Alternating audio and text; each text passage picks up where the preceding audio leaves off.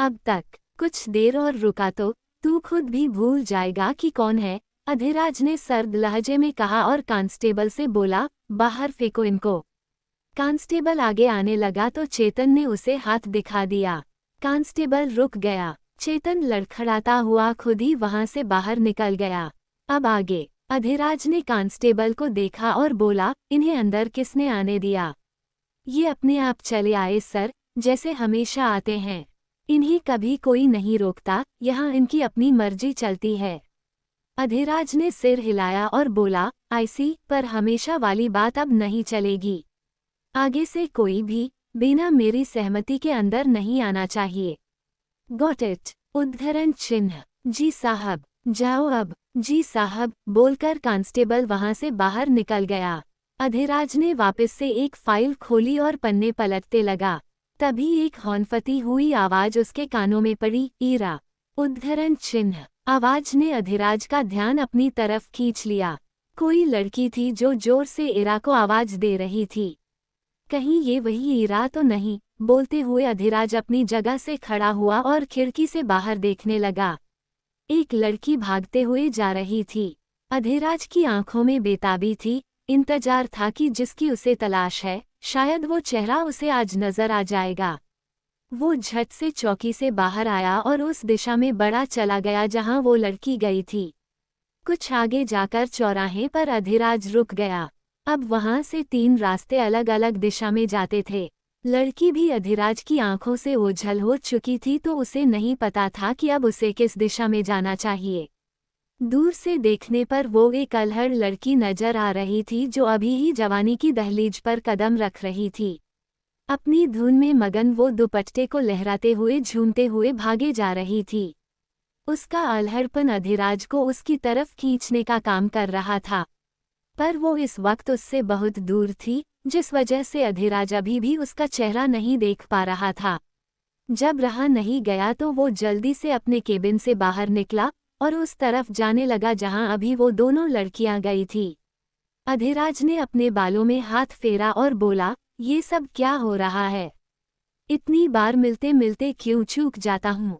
वो आसपास होकर भी निकल जाती है और मैं बस भटकता रह जाता हूँ।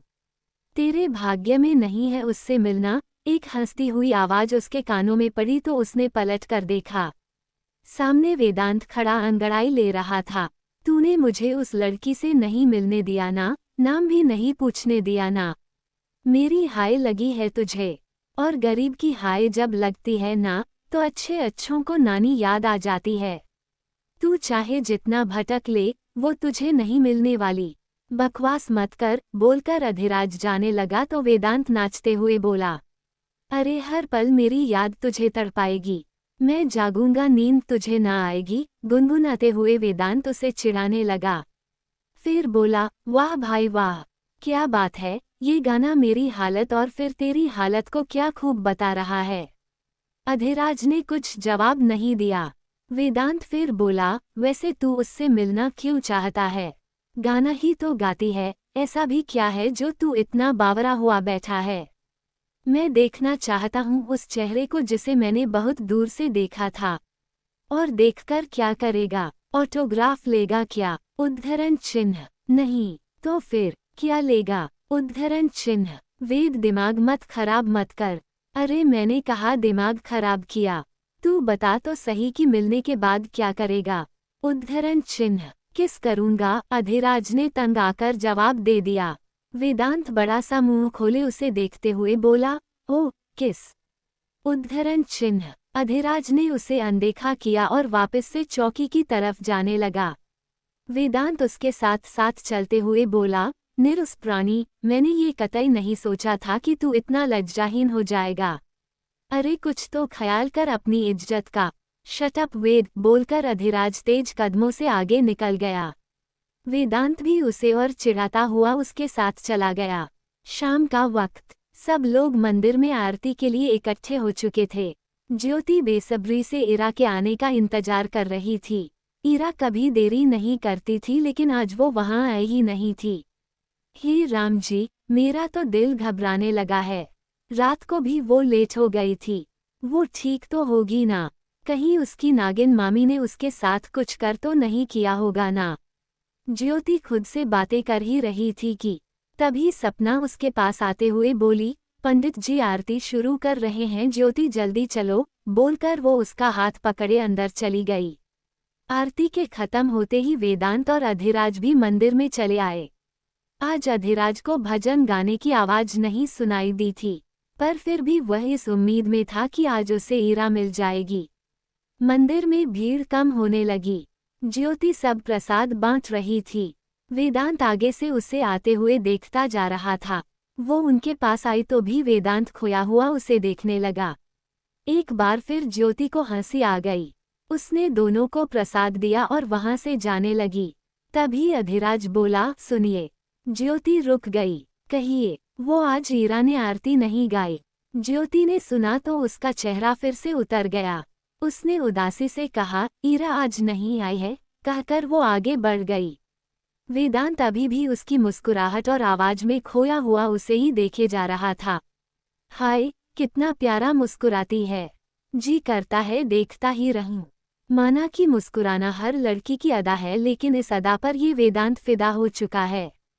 तू फिदा हो, मैं आगे जा रहा हूँ, बोलकर अधिराज आगे पुजारी जी की तरफ बढ़ गया।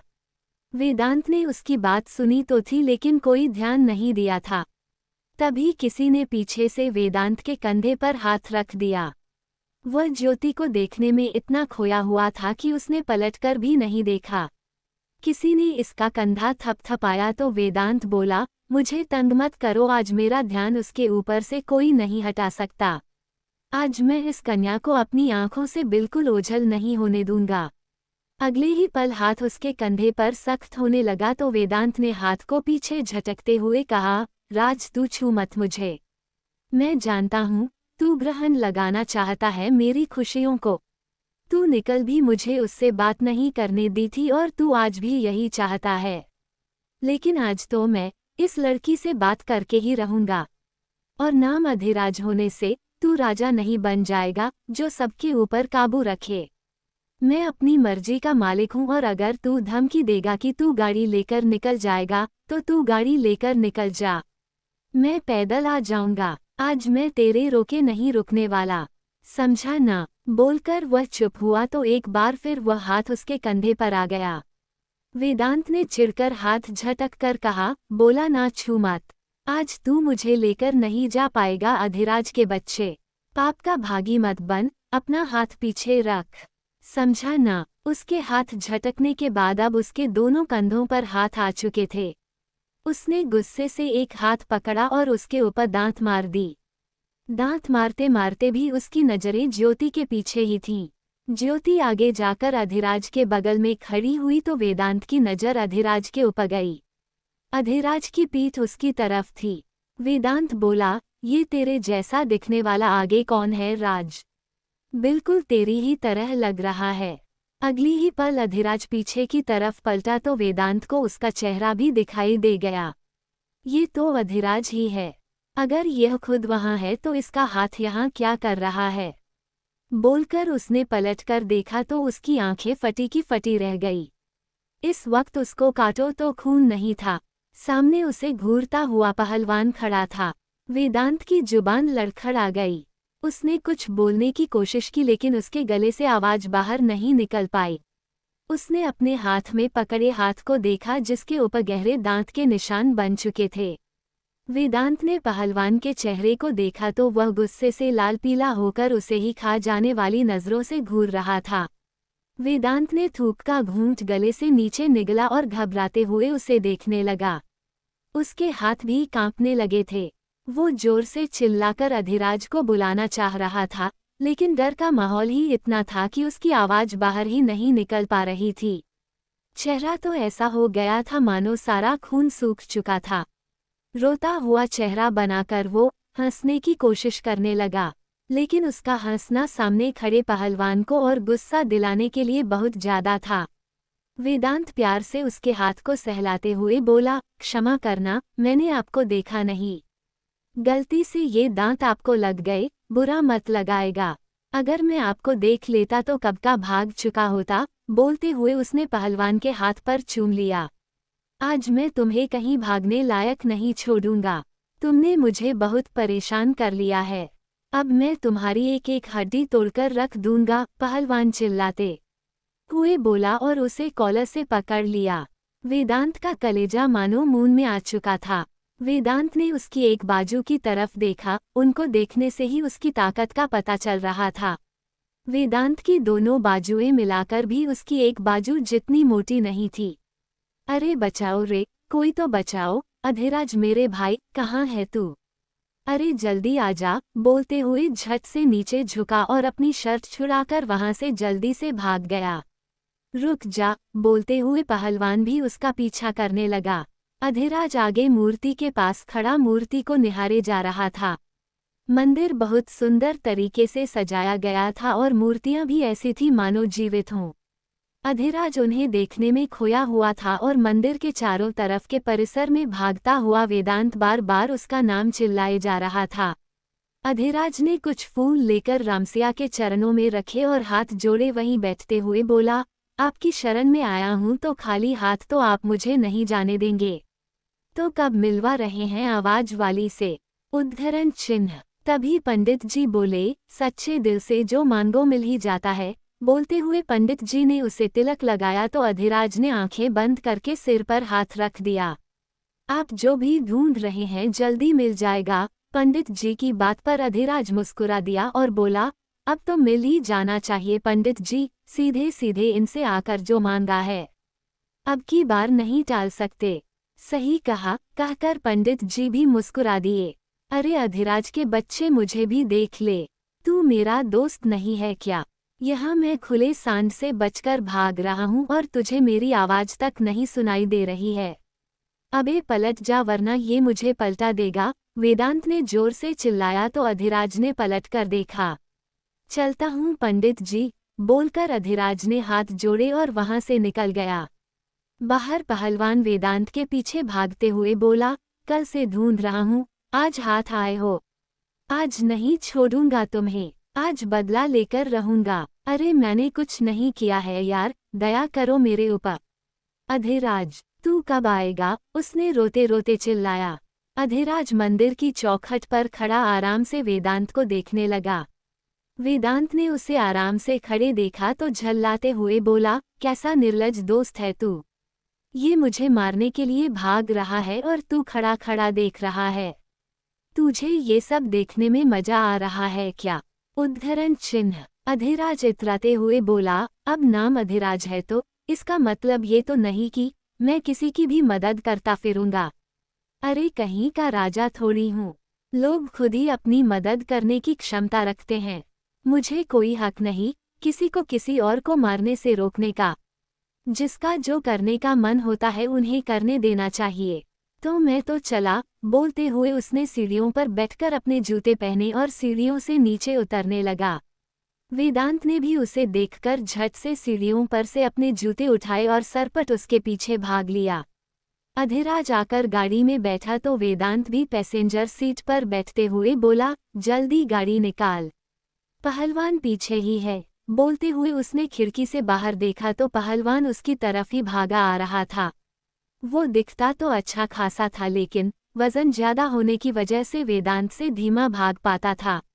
अधिराज ने सुना तो स्टीयरिंग पर उंगलियों से टैप करने लगा और गाने लगा, इम्तिहान हो गई इंतजार की, आईना कुछ खबर मेरे यार की, ये मुझे है यकीन बेवफा वो नहीं, फिर वजह क्या हुई इंतजार की। वेदांत घूरते हुए उसे वक्त बर्बाद करते देखे जा रहा था। उसने झल्लाते हुए कहा, यहाँ मेरी हड्डियों पर बनी हुई है और तुझे गाना याद आ रहा है। अरे क्या कर रहा है यार, गाड़ी चला वरना ये मुझे शीशे से ही बाहर खींच लेगा और मार मार कर मेरा भरता बना देगा।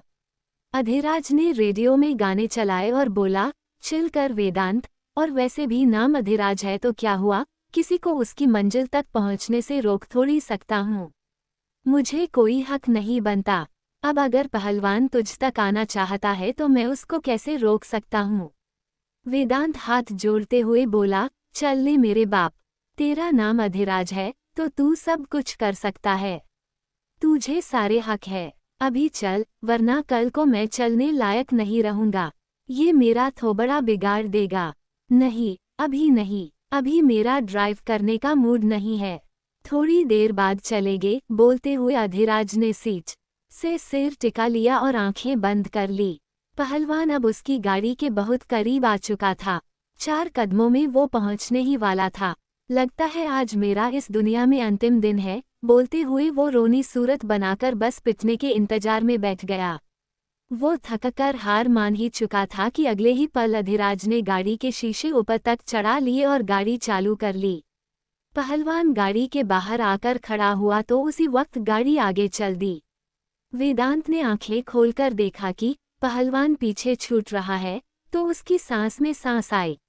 उसने मुस्कुराते हुए अधिराज को देखा और बोला, धन्य हो प्रभु। खुशी के आंसू निकल आए भाई, तू ही मेरा सच्चा दोस्त है, बोलकर वेदांत उसके गले लगने लगा। सीट पे बैठ, एक्सीडेंट करवाएगा क्या? अधिराज ने कहा तो वेदांत थूकता घूंट गले से नीचे निगलते हुए बोला, सॉरी, भावनाएं जाग गई थी मेरी, बोलते हुए वो मुस्कुरा दिया और चैन से आंखें बंद करके सीट से सिर टिका लिया। दूसरी तरफ ईरा अपने घर में आरती कर चुकी थी। आज वो मंदिर जाने की हालत में बिल्कुल नहीं थी। हालांकि शकुंतला जी के लगाए लेप से उसे आराम मिला था, लेकिन दर्द अभी भी बहुत था। सबके खाना खाने के बाद उसने आखिर में आकर खाने के बर्तनों में झांका तो उसमें बहुत कम खाना बचा हुआ था। ईरा ने अपनी थाली में बचा हुआ खाना निकाला और बोली, सुबह से लेकर अब जाकर ये खाना मिला है। थोड़ा ही सही पर कुछ तो हमारे पेट में होगा। आगे से हम मामी जी की को डांटने का मौका नहीं देंगे। बोलते हुए उसकी आंखें नम हो आई थीं। उसने खाना खाया और अपने छोटे से कमरे में आकर चटाई पर लेट गई। लेटते ही उसे नींद आ गई थी। भाग समाप्त। कैसा लगा आज का भाग, कमेंट में बताएं और चैनल को सब्सक्राइब भी कर लें। मिलते हैं अगले भाग में।